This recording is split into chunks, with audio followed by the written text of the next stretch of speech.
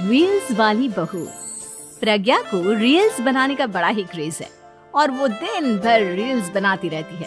खाते पीते घूमते फिरते घर में कॉलेज में रील्स बनाने के कारण प्रज्ञा पूरे कॉलेज में हाईलाइटेड है। जहाँ उसकी रील्स सभी को पसंद आते हैं, वहीं मनीषा चिंता में डूबी रहती है। एक रोज जब खाते हुए प्रज्ञा रील्स बना रही होती है, तब मनीषा कहती है, 1 मिनट भी चैन नहीं है इस लड़की को। ये नहीं कि खाना तो आराम से खा ले, लेकिन नहीं, अरे थोड़ी देर रील्स नहीं बनाओगी तो आसमान नहीं टूट पड़ेगा। अरे मम्मी, इसी को तो कहते हैं डिटर्मिनेशन। तुम नहीं समझोगी ये सब। हे भगवान, इस लड़की को सद्बुद्धि दे। जब देखो तब टेढ़ा बाका मुंह बनाती रहती है। मनीषा की बात का प्रज्ञा पर जरा भी असर नहीं होता और वो खाते खाते रील्स बनाती रहती है। दिन बीतने लगते हैं और देखते देखते प्रज्ञा का कॉलेज भी खत्म हो जाता है। आए दिन कोई ना कोई मनीषा को प्रज्ञा की शादी करवाने का सुझाव दे जाता है। सब ठीक ही कहते हैं, प्रज्ञा की शादी कर देनी चाहिए। अपने घर के काम काज में व्यस्त हो जाएगी तो खुद ही ये रील्स और नाच गाना बंद हो जाएगा। मनीषा और प्रेम प्रज्ञा के लिए एक अच्छा लड़का ढूंढने लगते हैं और तभी विकी का रिश्ता प्रज्ञा के लिए आता है, जिसने प्रज्ञा को उसकी रील्स देखकर पसंद कर लिया था। अगले दिन विकी अपने माता पिता के साथ प्रज्ञा के घर पहुंच जाता है और प्रज्ञा साड़ी पहने हाथों में चाय की ट्रे लिए उनके सामने आती है। जब विकी को पसंद है तो हमें भी बहू पसंद है। बहन जी, आप बारात की तैयारी कीजिए। एक बार लड़का लड़की अकेले में बात कर ले तो अच्छा रहेगा। हाँ हाँ, क्यों नहीं। मनीषा विकी को प्रज्ञा के कमरे में भेजती है, जहां प्रज्ञा पहले से ही रील्स बना रही होती है। तभी विकी कहता है, आ गए आपके साजन जी। हमारे साथ ये रील्स कंप्लीट करती तो और भी अच्छा रहता। अच्छा जी, अब आ ही गए हैं तो बना ही लेती हूँ आपके साथ। दोनों मिलकर रील्स बनाते हैं। जब वी मीट और तुरंत पोस्ट भी कर देते हैं। फिर विकी कहता है, जब आप साड़ी में चाय लेकर आए तब मुझे लगा कि कहीं मैं गलत घर में तो नहीं आ गया। अब सही है। दोनों की शादी पक्की हो जाती है और शादी के दिन भी प्रज्ञा रील्स बनाने से चूकती नहीं। यहाँ तक कि बारात के समय भी नाचते हुए रील्स बनाती है। सभी लोग प्रज्ञा की तारीफ के पुल बांध देते हैं और प्रज्ञा नाचती गाती अपने ससुराल चली जाती है। सब कुछ अच्छा चल रहा होता है। प्रज्ञा यहाँ भी दिन भर हर चीज की रील्स बनाती रहती है। लेकिन कुछ दिनों के बाद जब सुनीता कहती है, बहू, ये रील्स के साथ साथ कुछ काम भी कर लिया करो। वैसे तुझे और क्या क्या बनाना आता है? मम्मी जी, वैसे तो सब कहते हैं कि मैं सब कुछ अच्छा बनाती हूँ, लेकिन मुझे लगता है कि मैं मैगी अच्छा बना लेती हूँ। हाँ, कॉफी भी अच्छा बना लेती हूँ और मुंह तो सबसे अच्छा बना लेती हूँ। हैं? अच्छा अच्छा।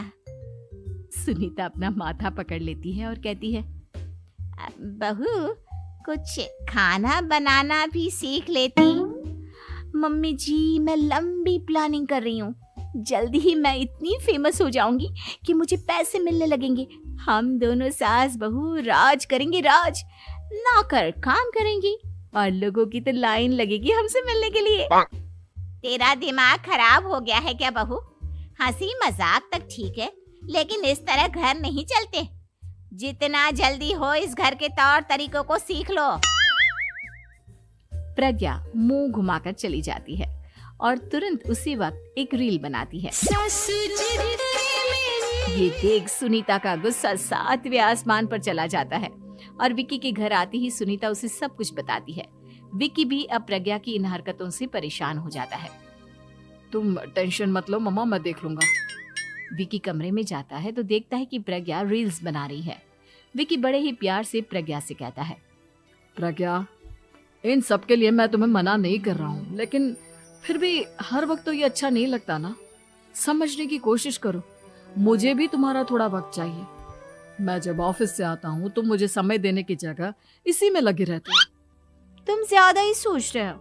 तुम भी मेरे साथ रील्स बनाओ ना, तुम्हें भी बहुत अच्छा लगेगा। तुम्हें इज्जत से कोई बात समझ में नहीं आती क्या? दिमाग खराब हो गया है तुम्हारा इस चकाचौंध से। अगर तुमने अपना रवैया नहीं बदला तो मैं तुमसे दूर चला जाऊंगा। तुम ही रिश्ता लेकर आए थे, मुझे लड़कों की कमी नहीं थी और ना आज है। विकी दरवाजा पटक कर चला जाता है। धीरे धीरे विकी प्रज्ञा से दूर होता जाता है। एक रोज मनीषा प्रज्ञा के ससुराल उससे मिलने जाती है। तब सुनीता उससे कहती है, बहन जी, अब आई हैं तो कुछ दिन यहाँ रहकर जाइएगा, आप ही का घर है। हाँ मम्मी, बहुत दिन हो गए तुम्हारे साथ एक भी रील नहीं बनाई मैंने। प्रज्ञा तुरंत अपने फोन में रील्स ऑन कर लेती है। ये सब मुझसे नहीं होता। तेरा ये भूत अभी तक नहीं उतरा क्या? बहन जी, आप कुछ कहती नहीं क्या इसे? जब आप ही कुछ नहीं कर पाई तो मैं कर ही क्या सकती हूँ। सास तो वैसी ही बदनाम है।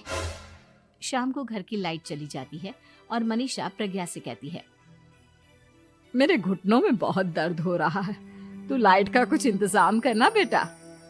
अच्छा, कैंडल जला देती हूँ मम्मा।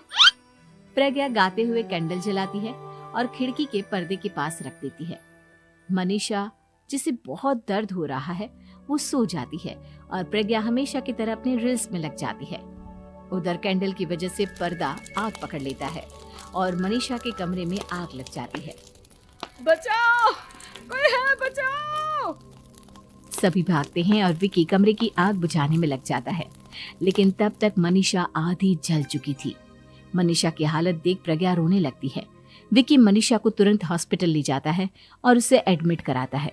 विकी प्रज्ञा से कहता है, देख लिया ना, तुम्हारे इस नाच गाने की वजह से आज तुम्हारी माँ की जान जाते जाते रह गई। अब पता नहीं तुम और क्या चाहती हो। उधर डॉक्टर कहते,